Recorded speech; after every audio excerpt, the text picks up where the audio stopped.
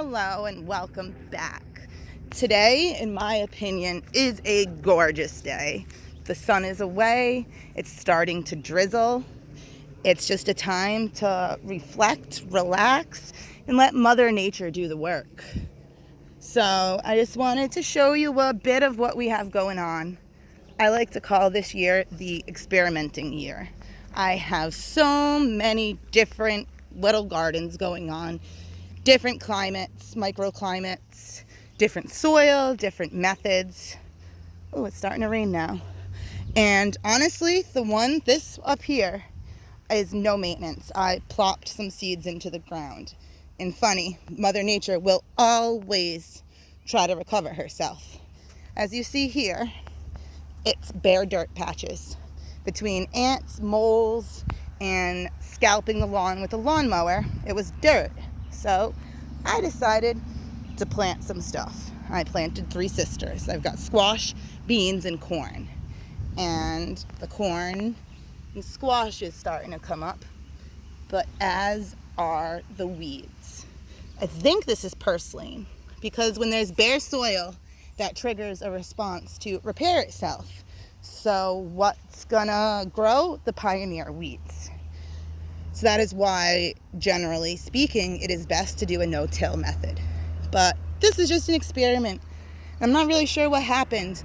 I strategically planted a lot of corn, but here it all is bunched up. There are wild turkeys and moles in the ground between the turkeys and the moles, and I don't even know. Some of it all just got moved around, and we shall see. I also have some corn growing between the lilies, just to see. And over here is where the natural key line contour of the property is. I plan to dig a swale and build a berm. It's already kind of naturally forming, to give a little, structure in the ground. I planted some corn and some cowpeas and some carrots, but carrots aren't really doing too well yet. It's all purslane growing. Over here is my son's garden, and it's actually a lot of fun. I don't really know what we have growing in here. There's a ton of mock strawberries, Indian strawberries, the ones with the yellow flowers that produce a small red berry that doesn't really have much taste. Oh, here's one. These were all growing here wildly, as was the violets and cinquefoil and clover.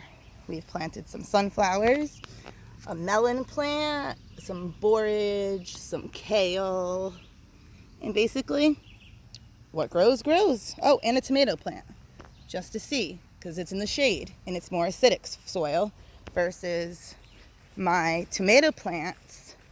Luna, come on, pretty girl. She always likes to escape. The tomato plants, which I picked the sunniest spot in the garden, but they're not doing too great because of the slugs, the ants, the aphids. I don't know. What do we got? What is that? I don't know what that is, but that is what's eating the tomatoes. And per a suggestion from a fellow YouTuber, I put a glass jar in here to measure the amount of water we get in a week, and we've already got a half a cup. But I think that's inaccurate because the 3-year-old was watering. So we'll dump it and see what happens. My passion the past few months has been gathering the wild strawberries that I find and moving them over here. And these are not the mock strawberries. These are alpine and Virginia woodland strawberries.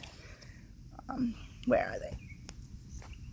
Of course, there's probably some mock ones mixed in. Some burdock growing. So we're just waiting and waiting for some berries. We want to make jam. This is my pollinator garden. It's kind of a catch-all. I haven't weeded too much because I'm afraid to pull out the seedlings, but I don't know. I planted 2 packets of wildflowers. So there's supposed to be a ton of butterfly weed and black eye Susans, and I'm really not seeing much. Maybe you can tell me what you see. That's a weed. I think this is ram's quarter, but I initially thought it was my sage. But my sage is little pathetic and puny right there. So it's really odd to me that it is the second week in June and I still have not harvested much. I've gotten a few leaves from some lettuce. My carrots bolted, my radishes bolted. I have some more growing over here, but unfortunately, they're not doing good. There's no root. So I think they're in too sunny of a spot, and we might have some carbon or nitrogen issues. No, this is pretty long. I appreciate you staying and listening to me ramble. I hope I can give you some ideas of what to do and not to do. My biggest advice is just have fun. It doesn't have to be perfect. There doesn't have to be one way. You don't need to do all no dig or anything. Everything is about experimenting and working with nature and what you've got to work with. What you doing, Luna? You trying to find the moles? Yeah, this is a big mole mound, which I initially was kind of upset and thought they were ruining my garden, but they're nice little creatures to have. They disrupt some of the roots a bit, but they aerate the soil, they eat bugs, and they haven't really harmed me yet. Just makes Luna try to get to them. Oh, look, even more. Some pumpkins. So once again, I just planted to see what would happen. I have excess seeds that I was given. A lot of them were from 2013 to 2018, and every single thing has sprouted so far. You're not killing our pumpkins. And this is bugleweed, which was gorgeous and purple, and the bees loved them. And I think it got sunburned. So thank you for joining me today. Come back and check in frequently for more tips and updates on our permaculture gardening experience.